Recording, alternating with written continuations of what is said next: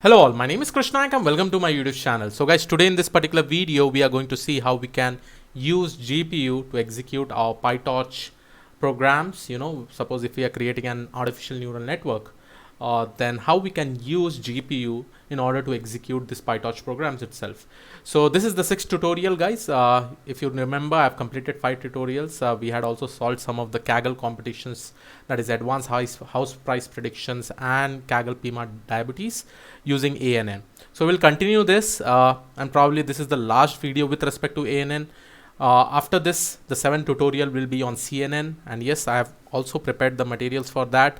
So more frequently now the videos is going to come with respect to PyTorch. So let's go ahead and try to see this. Now before going ahead, guys, if you have some bit idea about if I talk about TensorFlow, right?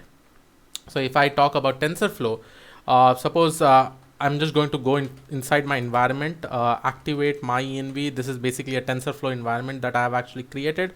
If I just go and write Python, and if I just write import TensorFlow, so when I write this, you'll be able to see that if you have a GPU and if you have installed the CUDA libraries like CUDA toolkit and the CUDNN, so you can actually refer this video of mine, which is there in the deep learning playlist, how to install CUDA toolkit and CUDNN for deep learning. This is specifically required for both TensorFlow and PyTorch. It is very, very, very important. Okay, without this, definitely you will not be able to run. Now, if I see over here, you can see that I have already installed TensorFlow GPU in my machine, and if I try to show you, in my C drive, so if I go inside my program files, if I go inside this one, I have CUDA 10.1 installed. Okay, so this is pretty much important. Apart from that, I can also check my if I write NVIDIA SMI, probably I'll be also able to see the 10.1 CUDA version, right? And probably in my workstation I have Titan RTX, so I can definitely see that. Now in TensorFlow, suppose if you don't have any GPU, then what it is going to do, and once you pip install TensorFlow GPU, if you don't have GPU, it will directly switch towards CPU. But in PyTorch, you have that particular option. You can run the programs in CPU also, in GPU also. Okay, so that also we are actually going to see. Apart from this, guys, if you have not seen my other videos in deep learning, I have already explained about TensorFlow a lot, but in this video we'll just focus on PyTorch, which is pretty much important. Now what I'm going to do over here, guys, if you remember, I had created this one, creating ANN with PyTorch on PIMA diabetes dataset. I've just made a copy of this over here, and I've written and training on GPU, right? So this was the whole program. You can see diabetes.csv, df. I've actually executed this whole thing with the help of PyTorch, and we had seen the confusion matrix and everything as such. And again, the video has been put up over here. This is basically the video solving Kaggle PIMA diabetes using ANN. So let's first of all, again, I made a copy of this. This is the same file that I see over here, and I've written as tutorial 6. So let's start with this. Initially, after you have installed the CUDA toolkit and CUDNN, okay, the next thing that you have to do is that just write PyTorch installation, and probably initially you need to install this. Now suppose I showed you in my local, I have 10.1, right? 10.1. I can select the stable version, Windows, Conda, Python, this, and just execute this one, right? If I copy this, if I go to my Anaconda prompt, right, and probably I can create a new environment also. I've already created a new environment, so I can write activate. My environment name is env PyTorch, and probably if you're following the series of this PyTorch videos, I've actually created this. Then you can just paste this. Automatically the CUDA toolkit will get downloaded specifically to PyTorch also, right? If you have not in TensorFlow, I have actually manually downloaded CUDA toolkit and I have installed it. So if you have not installed TensorFlow separately, you can just directly write this command and automatically the CUDA toolkit will get downloaded. So once I'm there, what I can do is that now you can see this. I'll just remove this and I will just go inside this, write it as Python, and I can also import torch and check whether it is working fine or not. So here you can see that it is working fine. Now, as I told you, one important thing about torch is that you can run this in both CPU and GPU. Okay. Now let's see how we can check whether it is having CPU or GPU. So first of all, I'll import torch. Okay. And I can use this command, torch.cuda.is available. So this basically says that whether CUDA is available with respect to our GPU, whether the GPU is available or not. So if I execute this right now, it is showing true because obviously I have a GPU over here. I have all the configuration installed properly. Then I can also go and write torch.cuda.current device. This will actually give me the device ID. So device ID is basically 0, device ID of the GPU. Then if I really want to get the device name, I can basically write torch.cuda.get device underscore name. So once I execute this, you'll be able to see that I'm having Titan RTX. So I'm actually executing this in my workstation. So I can definitely see this. Suppose if I don't give the ID, what happens? Then also it will just by default take whatever ID is available over there and it will show you this information. But I'll just keep it this because suppose if you have 2 GPUs at that time, if you want to execute in another one, at that time you can specify your IDs also. Now, one important thing and this is that, let me just restart the kernel because I had created some of the variables. Okay, so I'm going to execute this. This is working fine. This is working fine. Now I can also see that is there any memory allocated in the GPU right now? Okay, in my Titan RTX, right? Because still I have not executed any program. So let's see how much memory is allocated. Right now it is 0. Okay, probably I also have one more function which is also called as torch.cuda. I think it is caching, I guess. Let me see. Memory cached, yeah. So if it shows memory cached also, it will be 0 because yet I have not executed anything as such. Now, this is very important.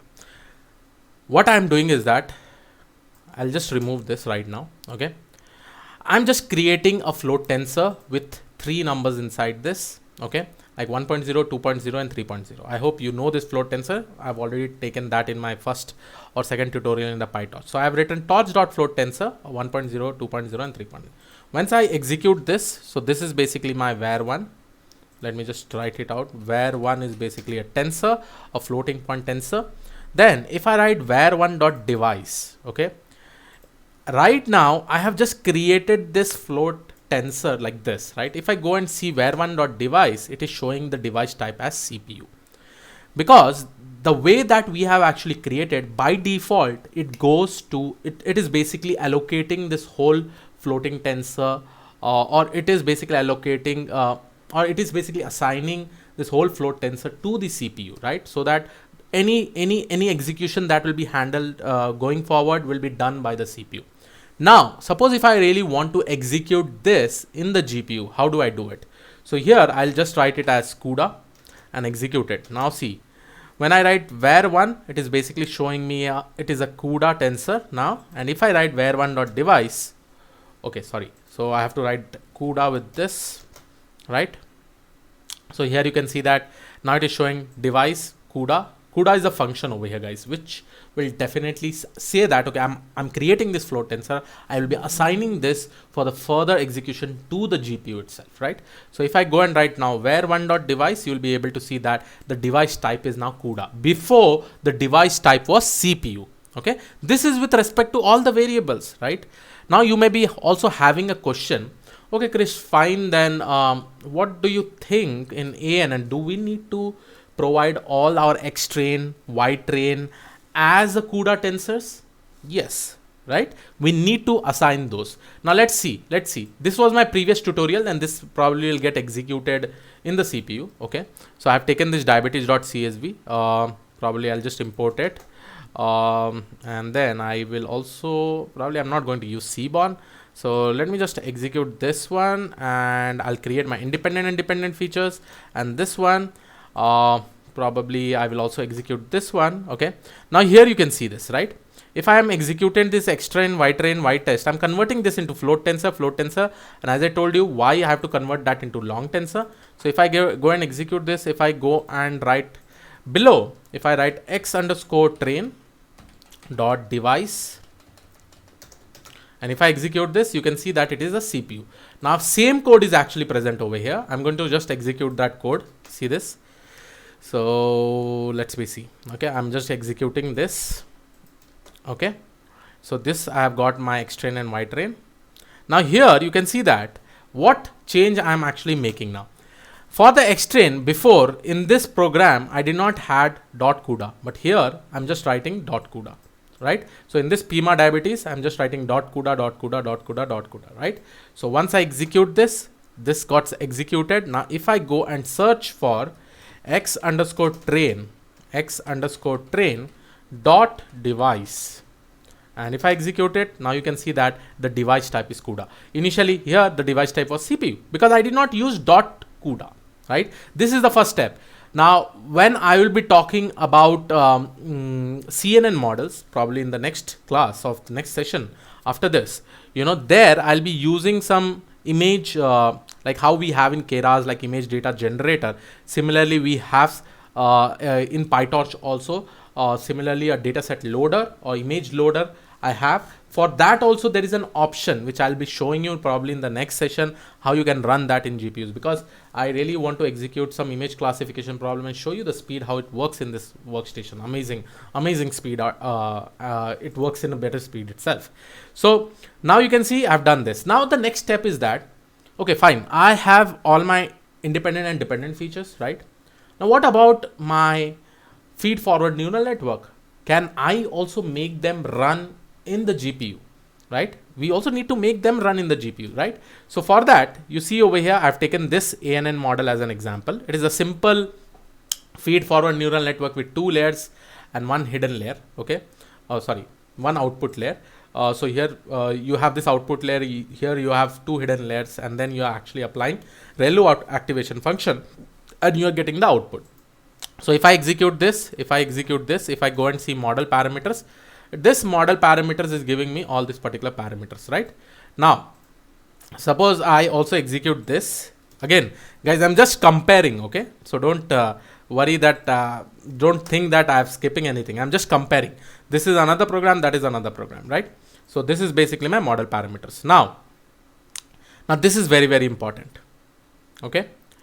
If I write something like this, suppose if I go over here, if I write something like this, or let me write a for loop for I in model dot parameters, probably I am writing it right, I guess, print I. Okay, so this is basically my parameter containing tensors. Instead of this, let me just use next, or just a second, guys, I'll just try to use one more technique. You know, probably this will help, is underscore CUDA. Okay, I just want to compare whether, okay, is CUDA, it is a Boolean variable. Now here you can see that whatever layers we have actually created, like over here you can see this is my layer, this is my layer. I'm just checking whether this layers has been assigned to the GPU or not. So definitely in this CPU side, you see that I've never assigned anything to CPU, anything to GPUs, right? Here also I've created my ANN model. I've initialized over here, but I have not assigned it to anything. So if I really want to check whether this is assigned to CPU or GPU, I can basically use this. I will traverse through each and every layers, each and every parameters that are present in this ANN model. And if I'll check this condition by using this is CUDA Boolean function, right? So here it is actually telling me false because I'm not using GPU. Now suppose if I execute this and if I try to put it over here, right? And if I try to say the same thing now, probably, okay, I'll execute this. Okay, now it is also saying me false, right? But I told you that this is basically the code that I really want to run it in the GPU. So how do I do it? I just have to change this one line of code. So whatever model object I have created over here, I just have to use .CUDA. Like how we use .CUDA here, similarly we have to use .CUDA here, right? So once I execute this, and if I execute now the above one, it will be showing us true. Now this basically says that this whole thing has been assigned to the GPU for the execution purpose. Now, if you really want to see how much memory have got allocated, you'll be seeing that this memory has got allocated. You want to see how much cache memory has got allocated, this much cache memory has got allocated, right? So now here you can see that how simple, in a simple way. So I love about PyTorch, right? It is very, very much simple. The syntax is almost like a OOPS concept. If you are very good at OOPS, you can definitely use this in an amazing way. Now coming to the running of the model. So after this, definitely I've assigned my model to the CUDA, basically assigned to the GPU for the further execution. Then I'm going to assign the loss function, the optimizer. This is pretty much simple, right? With the learning rate as 0.01. And now you see this, I am running for 10,000 epochs. And probably guys, this whole thing I've explained in the second tutorial only. You can just go and check in this PyTorch, PyTorch 4th tutorial, right? I've actually done this in 4th tutorial. Okay, so just go and see this. So once I execute it, now see how quick the execution will happen in the GPU. If you really want to see whether the GPU is getting utilized, you can see over here it is getting utilized. The CPU is not getting utilized over here. So it is completely done by GPU. And let's see what is the total overall time. The total overall time is somewhere around 11.94, and this is just a tabular data for small number of data sets, guys. Pima diabetes is a very, very small number of data set, but if you are trying to execute some huge records, it will probably take at least 15 to 20, not at least 1 minute. Let's see, like I'm running for 10,000 epochs, right? So we can compare that. Now similar thing over here, it is false. We'll just run this in the CPU for tabular data with small number of records, I think, but at least this program will take more time when compared to this. That is for sure. Okay, let's see. And let's run it. So here you can see it's running. Where did it go? Okay, it's running. Definitely more than 11 seconds at least. Now you can see over here, the CPU usage also increased, right? So this in turn shows that it is getting executed in the CPU, right? See here, now it has got down. That basically means now the execution has got over. So definitely it says 13 seconds. Here it was 11 seconds. I know it is not a very big difference because the number of records are very, very less, right? So just try to execute this, and probably this all things are same. In the next video, I'll be showing you how you can execute this in CNN.